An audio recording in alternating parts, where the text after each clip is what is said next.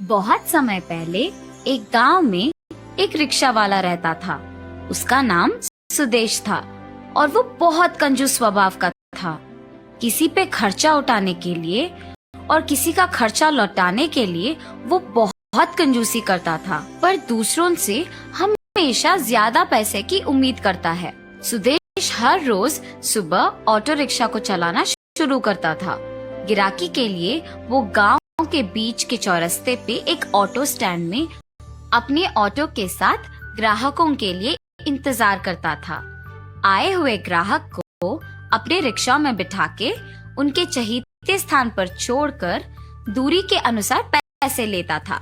सुदेश चाहे काम कम ही करे, उसका प्रतिफल की आकांक्षा उसको बहुत ज्यादा थी। इसीलिए ऑटो में बिठाए ग्राहक को उनके स्थान पे छोड़कर उनसे लालच के कारण ज्यादा पैसे लेता था।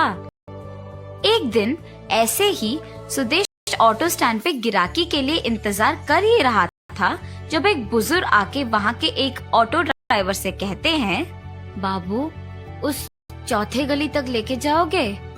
हाँ जी भाई साहब, आऊंगा। कितना लोगे बाबू? 30 रुपए। अरे इतना?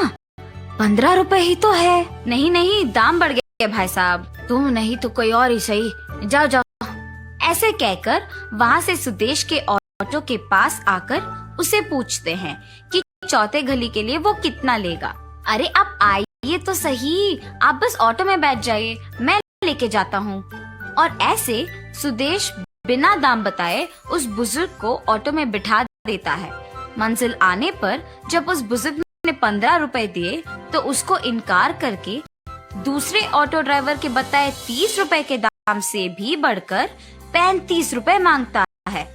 बुजुर्ग के बहुत कहने पर भी सुदेश 35 रुपए से एक कदम भी नीचे नहीं आ रहा था। ऐसे ही थोड़ी देर बाद उस बुजुर्ग हार मान गए। तुमसे क्या लड़ना, खड़ा होके मेरे पैर को थकान और बहस करके मेरे जीभ सूखा पड़ गया। ये लो तुम्हारे 35 रुपए। अगली बार कभी तुम्हारे रिक्शा में मैं नहीं बैठूंगा। ऐसे कहकर वो बुजुर्ग वहाँ से चले जाते हैं, लेकिन सुदेश उनकी बातों पे बिल्कुल ध्यान नहीं देता है और 35 रुपए मिलने पर बहुत खुश हो जाता है और वहाँ से चला जाता है।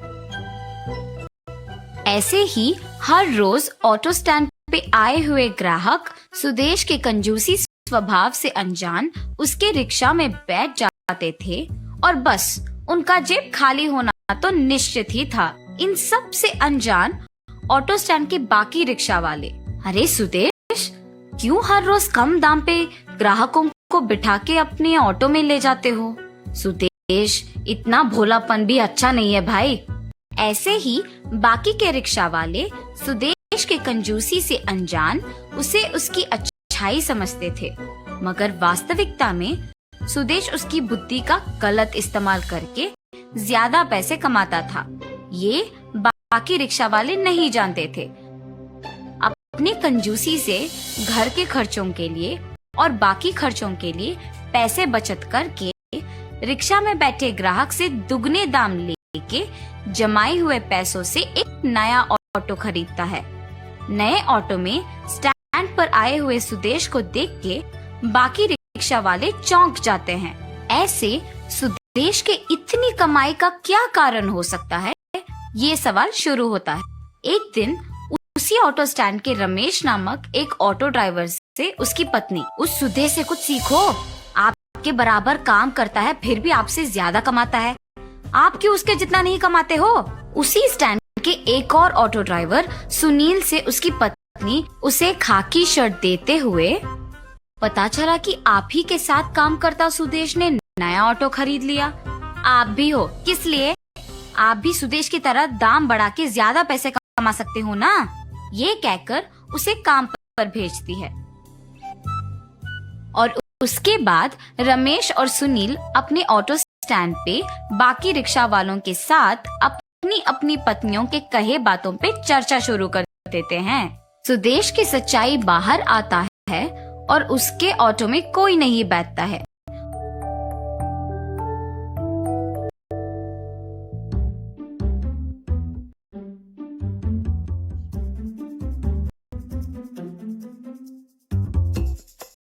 उनको ये जानकर खुशी होती है कि सारे गांव वाले अब से उन्हीं के पास जाएंगे और सुदेश के पास नहीं जाएंगे। जैसे सबने सोचा वैसे ही सुदेश के रिक्शा के पास कोई भी नहीं गया। वहाँ के लोग सारे बाकी रिक्शा में ही जाते थे।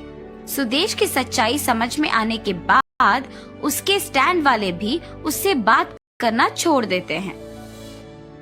ग्राहक के उसके पास ना आने के कारण उसकी ऐसी स्थिति आ गई थी कि अब उसके पास खर्चों के लिए भी पैसे नहीं थे।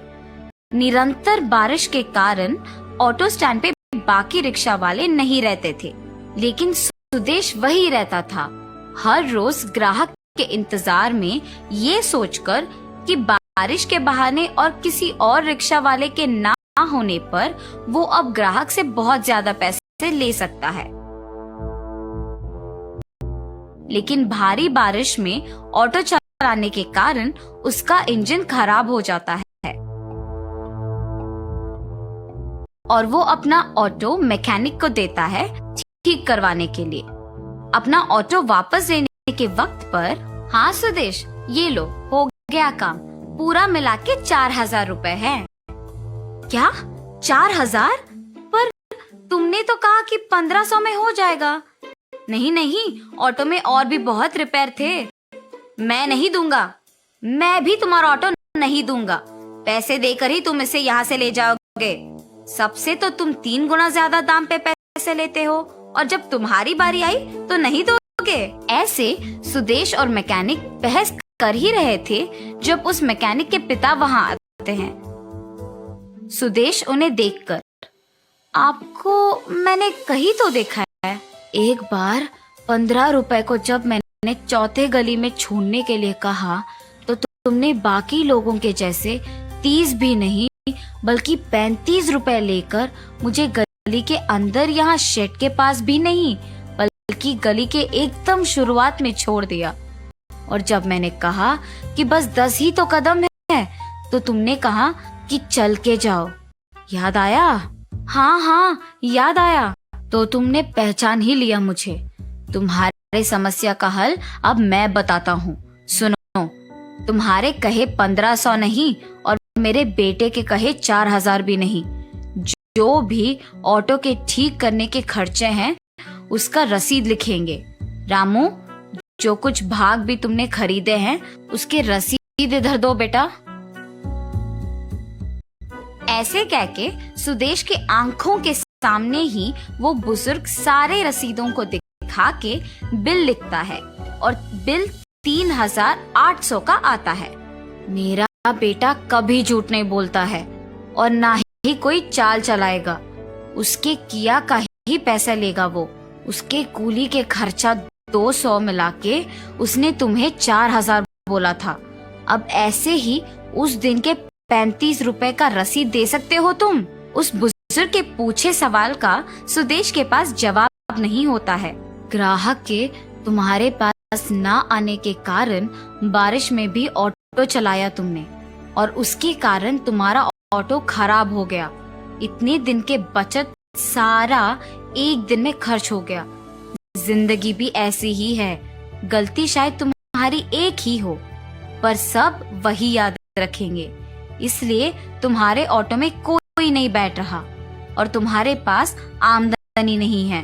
कम से कम अगर अब अपना बुद्धि बदलोगे तो खुश रहोगे, वरना ऐसे ही पछताओगे।